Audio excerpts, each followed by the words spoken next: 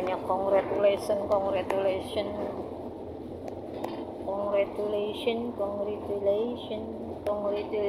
ITC Veronica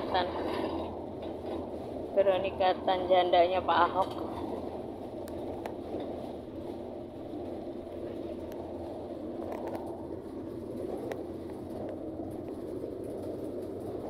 Besok aku mau buka bakso TikTok di sini kerjasama sama si Andi.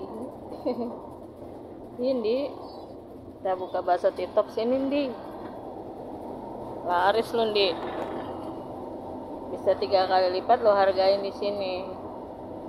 Bakso urat lu 18.000 di sini bisa lu jual 50.000, 56.000 masih masuk akal kalau di sini. Sementara bakso lu kan enak banget ya, paling enak sedunia nih bakso lu ya kan. Masih ada 1 jembatan lagi, jadi 1, 2 dan 3 jembatan di sini yang membatasi antara Jakarta Barat dan Banten. Di sini ada batasnya di atas jembatannya tuh. Lagi ngambil view nih pegawai Young Dairy.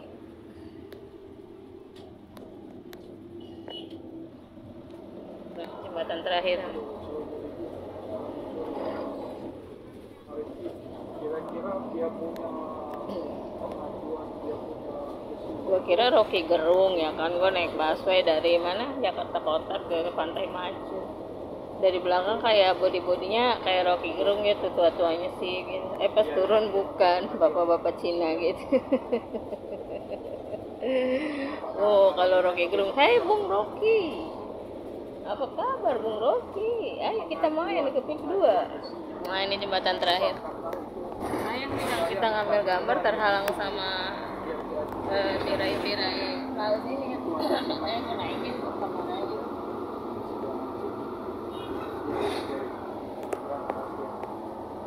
Ini yang membatasi kampung-kampung nelayan. Nah, masih ada kampung-kampung nelayan sama PIK. Nah, ini dia nih, mahal nih, Banten, Jakarta. Gila. Sini ada Banten. Ini sudah kekuasaan Irma Dimyati, Irna Nurlita. Berasa pulang kampung gue ya kan. Baru kemarin pulang kampung, udah balik lagi kampung. Nah, ini banyak yang mancing di hari Minggu tuh, banyak warga lokal yang mancing kampung nelayan, perbatasan antara PIK 2 sama kampung nelayan warga-warga lokal gitu kan.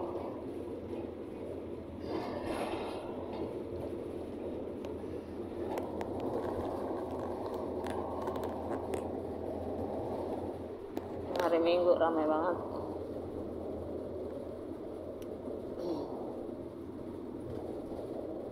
Gue tuh nggak di sini karena jauh, tadi hampir nyaris ketinggalan kereta ya kan, dari Cibinong 1 jam 12.41 udah berangkat. Gue datang ke situ cuma berapa menit doang gitu, keretanya masih gue lihat itu dia di bawah, sementara kan keretanya di atas itu kan. Stasiun Cibinong kan geografisnya kayak gitu. Colek buat Erick Thohir, tolong diperbanyak dong Pak kereta yang ke Cibinong Nambo, jangan orang bikin lama nunggu. Sementara ke Bogor ribuan, puluhan, nah ke Nambo itu cuma 2 biji, 3, nggak seimbang gitu loh. Transportasinya nggak seimbang, jangan kayak gitu dong. Dibikin seimbang. Ini pada turun, nggak beli gratis PIK 2. Tuh ya. Lanjutin cerita yang tadi ya. Jadi gue pulang ke daerah gitu kemarin bawa mobil sama sepupu gue. Lalu di jalan berantem di jalan.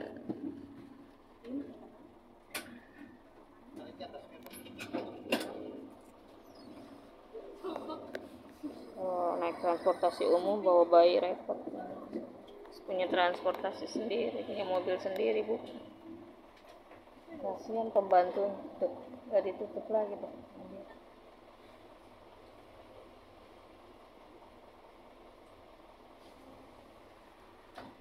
Lagi pegang HP. Blow on banget ya. Udah bikin lama, nggak nutup pintu. Pung deso. Rekreasi hemat.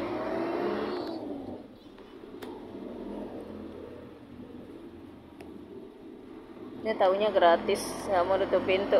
Harusnya kalau gratis tahu diri dong mau nutup pintu, yang nggak dengar kata-kata gue yang tajam.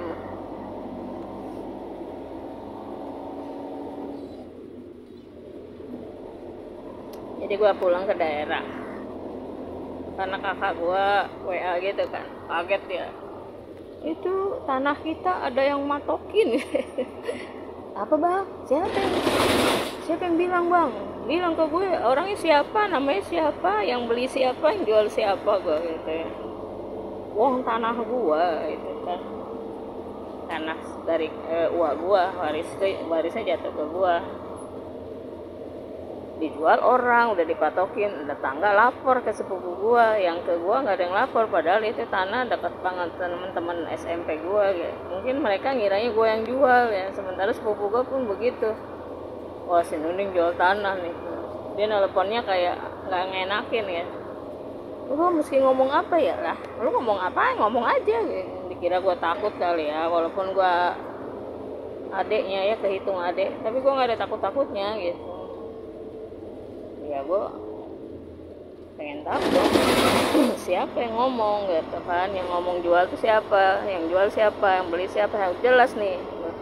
Kita jauh-jauh ke sana, lu dadakan kayak tahu bulat, dadakan gue lagi tidur lu telepon suruh ke Banten, itu kan namanya berpengaruh tuh orang yang nyebar hoak ya kan. Nah sementara lu nggak bilang siapa orangnya. Opik siapa namanya? Opik katanya masih belakang rumah Mbah. Siapa yang jelas lu? Berantem lah gue di mobil, turun lu gitu. Oh, sampai kata-kata kasar keluar. Lah lu bangunin gue bilang, kenapa lu nyuruh gue turun? Ya, tanggung jawabnya, sampein gue bilang, kalau mau kesana. Oh ini dia ngambek gitu kan, ngomong kasar, ketahuan gelagatnya. Gue bilang, gue bilang, gue lawan dong, gue berantem lah di mobil. Ada kakak paling tua, kakak tiri dia yang nyetir sama anaknya, sama istrinya, minta pendapat bininya sebelah gue lagi nih. Gimana katanya dia pulang, lanjutin apa pulang? Terus bininya bilang, udah pulang aja katanya, nanti kapan-kapan. Gue bilang, lu udah bangunin gue, tanggung jawab, harus sampai gue gitu. Lu ngatur-ngatur gue. Iyalah gue bilang, emang lu siapa? Emang ini mobil lu juga, mobilnya juga mobil adeknya dia, uang transport dikasih sama adeknya dia, so kuasa di situ. Gua lawan sampai berangkat, sampai pulang lagi kagak gua tanya tuh bininya, gara-gara dia bilang nggak jadi gitu kan. Nggak jadi, lain kali aja. Sok-sokan gitu menentukan arah, emang lu siapa? Aduh. Terus di jalanan tuh kita kan bawa mobil sepupu gua Matic, terus dia nanya-nanya masalah mobil, masalah mundur mobil, terus masalah Matic nih gimana. Jadi sok-sokan pengen tahu tentang mobil. Lu siapa? Mau beli mobil loh. Ya gaya-gayaan banget. Gue udah enek nih tingkah lakunya. Nggak gue tanya, sampai berangkat sampai pulang lagi, rasain mampus di jalan, nawarin gue kopi kagak, gue bilang. Terus bayarin bakso gue, jajanan gue dibayarin. Gue masih mampu, nggak lu bayarin juga. Kesel gue gitu kan, sok-sok nentuin arah. Sepupu gue sih yang nanya, menurut kamu yang gimana? Katanya lanjutin apa ntar aja? Lanjut, gue bilang. Namanya Mas Edi tuh, kakak paling tuanya. Lanjut Mas Edi. Aduh, geng, nyampe sana tuh tanah udah dipondasi, udah diuruk sama apa kan, sawah ya, sawah tanah gitu. Udah diuruk sama tanah merah, udah kayak pik 2 gitu kan. Laut yang diuruk sama tanah. Buset, ironis banget gitu kan. Tanah sawah gue udah hampir dibikin bangunan. Gue kelabakan, sakit hati gue kan, anjing siapa yang maling tanah gue ini, siapa? Akhirnya kan mau ke tempat rumah yang ngurus tanah itu, percuma. Gue bilang udah hampir ke rumahnya, udah depan rumah. Kakak nggak usah deh, kita kayak orang bego. Kalau misal kita nanya dia ya, nanti dia yang berbuat jahat, nanti akan lebih leluasa kita karena kebegoan kita nggak tahu. Udah mendingan nggak usah datang ke tempat pengurus. Jadi pengurusnya itu udah kayak nguasain tanah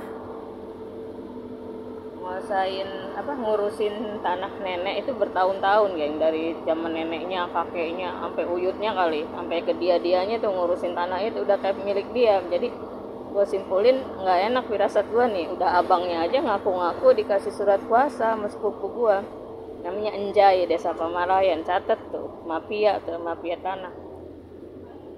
Dari situ udah kakak gue pengen pipis, mungkin lu udah ngajak jauh-jauh kok lu ngebatalin. Ya gue berpikir 2 kali lah, setelah gue pikir-pikir, lu kalau nanya dia udah tahu dia orang nggak benar, kita udah nggak cocok, udah mau kita pecat tuh orang dari pengurusan tanah, lu mau samperin sama aja bego gue gitu. Mending nggak usah.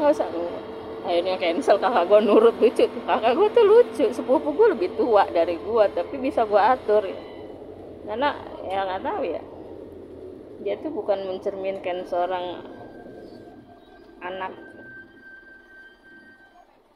orang kaya gitu, anak pangeran lah istilah kata, cucu raden, cucu raja tuh udah nggak ada mental begitu. Mentalnya jual ikan aja di pasar Keramat Jati, udah mental tiap hari jual ikan, ya udah nggak ada rasa takut, nggak ada keberanian, ya udah beda sama gua gitu, yang udah mentalnya tinggi ngadepin orang-orang yang nyuri tanah di Saringin tuh. Mental gue udah kuat gitu, ngadepin dia ancam dia apa nggak ada takut-takutnya. Gue selangkah pun gue bilang, lu mau panggil siapa di sini, nggak akan menang lo, sombong amat katanya. Ya gue sombong beralasan gue punya tanah, nah lu sombong punya apa? Malu gue gituin tuh. Nah iya ngatain gue sombong aja. Ya gue bukan sombong, gue tegas ya, yang namanya maling harus diadilin. Udah 13 menit ceritanya habis deh. Udah mau sampai, oke bye, besok lagi cerita lagi ya. Bersambung di episode selanjutnya.